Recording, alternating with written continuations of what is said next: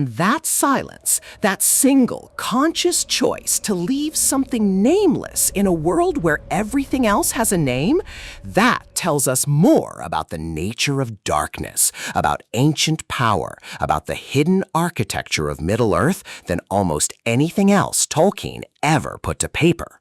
So, we're going down, past the Balrog, past the ruins of Dworodelth, past the places where even orcs go quiet and turn back, all the way down, into the dark that has no bottom. Here's what everybody thinks they know. Deep beneath the misty mountains, beneath the crumbling halls and the fallen pillars and the bones of 10,000 dwarves, there is a monster. A Balrog. Wings of shadow, a whip of flame. A thing so ancient and so terrible that the greatest wizard alive threw himself off a bridge rather than let it pass. And sure, that's true. But it's not the whole truth. Because the Balrog isn't the deepest thing down there. It isn't the oldest. It isn't the most dangerous. And when Tolkien, very deliberately, very carefully, wrote about what actually lives in the lowest places beneath Moria, in the drowned and lightless foundations beneath the roots of the mountains themselves, he never gave them a name. He couldn't. I want you to sit with a question that almost nobody asks. Not why did the dwarves die in Moria? Not why did the Balrog wake up? Those are the easy questions. Those are the ones with answers. The question I want you to think about is this. Why did the dwarves stop digging? Because they did. Long before the drums, long before the fire, long before Durin's Bane split the darkness with its shadow wings and turned Khazad-dûm into a tomb. In the years and decades before all of that, the greatest miners in the history of the world slowed down. And then they stopped. Think about what that means. These are the dwarves, a people literally made to endure, built from the bones of the earth itself, immune to the kind of spiritual corruption that hollowed out men and even twisted some elves. Tolkien tells us explicitly that the Dark Lord's rings barely worked on them, that their nature is too hard, too deep, too stone-stubborn to be easily bent. They don't stop. They don't hesitate. And yet, the chronicles of Khazad-dûm, rich and obsessive and detailed for thousands of years, go quiet in their final centuries. The records thin, the accounts blur. And the deeper you look into what those last generations of Moria's dwarves were actually doing in those final years, the more you notice a strange, creeping reluctance in the record. Something down there made them pause. Something down there made the dwarves, not want to go any further. What did they find? What did they hear in the deep? To understand what lives beneath Moria, you have to understand how Tolkien built his world. And I don't mean the surface stuff, the maps, the languages, the genealogies of kings. I mean the bones of the mythology, the geological layer underneath everything else. Because Middle-earth is not just a setting, it is a wounded world. In the very beginning, before light, before elves, before any living thing set foot on any shore, there was Melkor, the greatest of all the Ainur, the first to rebel. A being of such extraordinary power that Tolkien describes him as containing within himself gifts from all the other Valar combined. And when the great music was sung, when Ilúvatar's choir breathed the world into existence through pure harmony, Melkor threw a discord into the center of it. Not out of rage, out of will, out of a consuming need to make things his own. That discord became part of the world's structure, not layered on top of it, not grafted on afterward, woven into the foundation, into the rock and the fire and the deep cold places.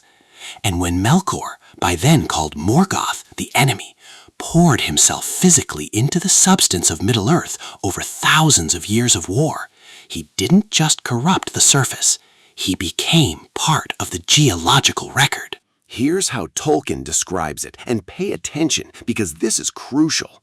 Morgoth didn't just corrupt Middle-earth, he dispersed himself into it. His power bled into the iron, into the cold, into the stone.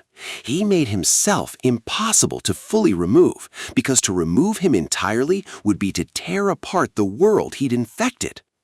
Think of it like this. Imagine someone pours poison into a river. You can kill the person who poured it. You can even clean most of the river.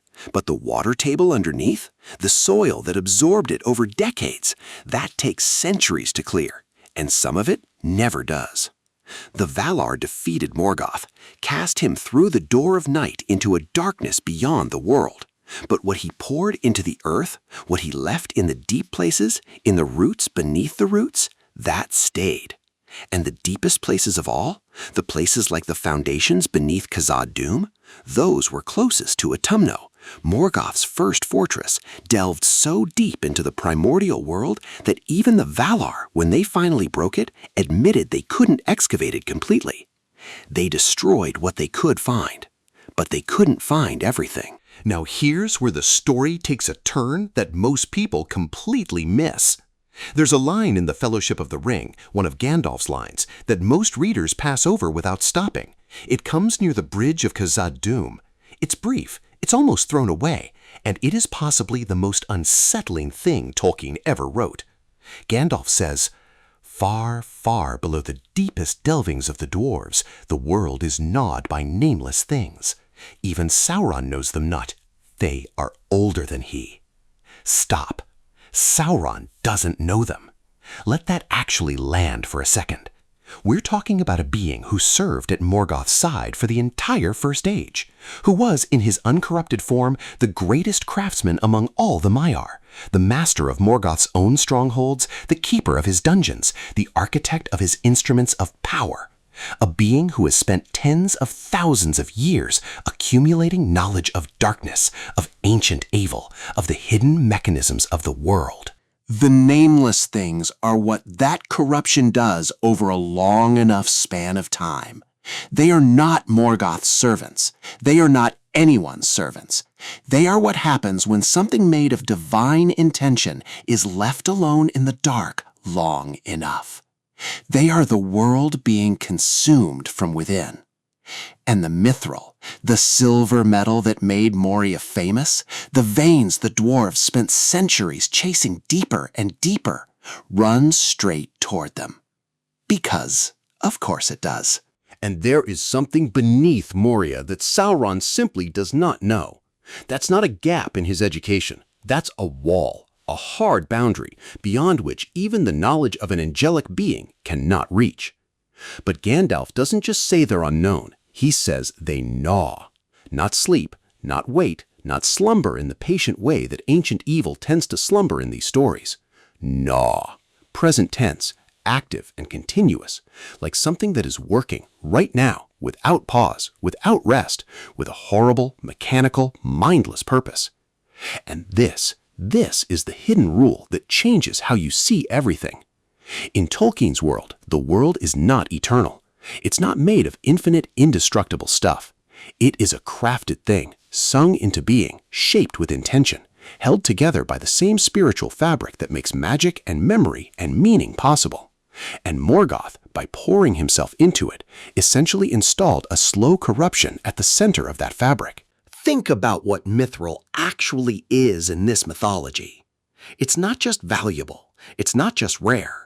Tolkien describes it as the metal most aligned with starlight, almost immune to shadow, beloved by elves in ways they struggle to articulate, the material that resonates most truly in a world saturated with Morgoth's shadow. The elves use it for things that need to last, things that need to remember what they're for. Celebrimbor works with it. The gates of Moria are inscribed with it. It sits at the center of a king's ransom of a shirt that ends up protecting the most important hobbit in history. It is, in some deep sense Tolkien never fully spells out, the light inside the mountain. Now, why does it go down? Why do the richest veins run deeper than comfort allows? Why does following Mithril mean going further into cold and dark and silence? Why do the dwarves chasing the purest thing in the mountain end up in the places where something nameless gnaws at the foundations? There is an interpretation, quiet, never stated outright, but consistent with everything Tolkien built, that makes your skin go cold. Light draws darkness, always has in this mythology. The Silmarils were made of the light of the two trees, and Morgoth spent an age burning the world to possess them. The pure things in Middle-earth don't sit safely apart from the corrupted ones. They attract each other. They pull at each other across the darkness like magnets. And the nameless things, the deep, old, gnawing things, may have been drawn to the mithril the way a wound is drawn to infection. Or worse, the mithril may have been drawn to them. And the dwarves, magnificent, stubborn, divinely gifted, gloriously greedy, followed the light down, step by glittering step, not knowing, or perhaps by the end, half knowing, and continuing anyway, because that is the most dwarf thing imaginable. Here it is, the thing I've been building toward. The Balrog is not the monster of Moria. The Balrog is the warning. Durin's Bane is a fallen Maya, a corrupted spirit of tremendous power that served Morgoth in the wars of the First Age. Even broken, even diminished by millennia of sleep and forgotten dark, it remains something we can comprehend. It has will, it has fury, it has hatred, which is a form of feeling, which means it is still, in some fundamental way, part of the same story as everyone else. It has ego and agenda, it wants things.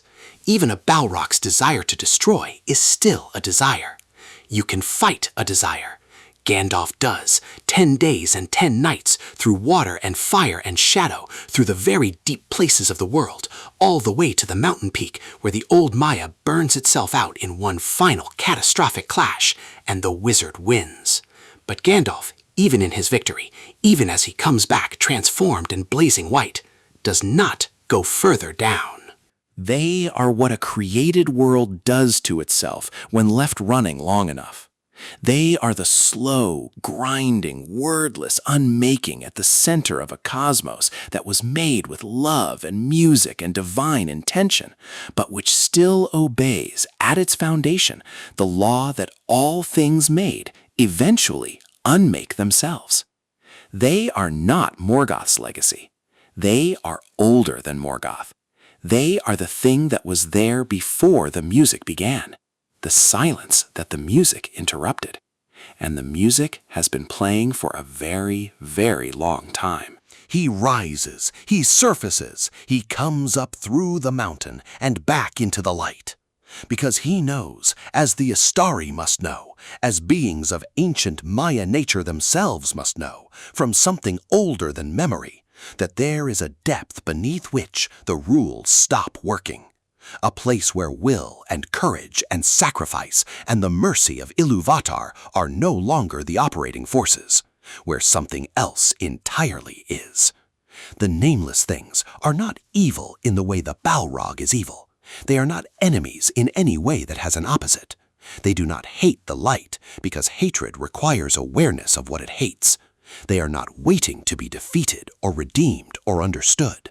They simply are. And what they are, what Tolkien is pointing at without ever quite saying it, is this. They are entropy. This is the thing about Tolkien that gets lost when people only talk about the battles and the rings and the kings returning. He was a man who believed deeply in salvation, in grace, in the idea that even the smallest, most overlooked creature can walk into the fires of Mount Doom and change the shape of history. And he still put this underneath everything. He still buried beneath every act of heroism and sacrifice and eucatastrophe, his own word for that sudden turn toward joy, a quiet geological truth, that some things don't care about the story.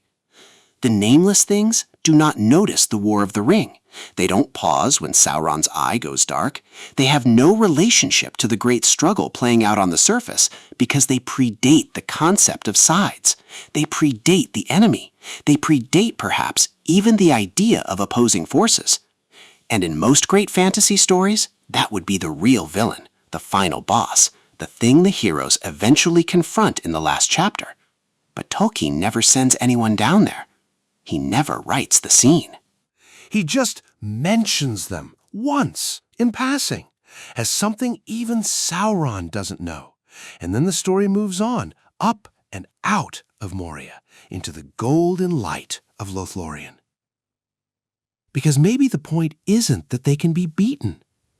Maybe the point is that they can't. And the story Tolkien is telling, the real story, underneath the quest and the fellowship and the destruction of the ring, is about what it means to do the right thing in a world where not everything is a problem with a solution. Where some darkness doesn't have a face. Where some depths cannot be mapped.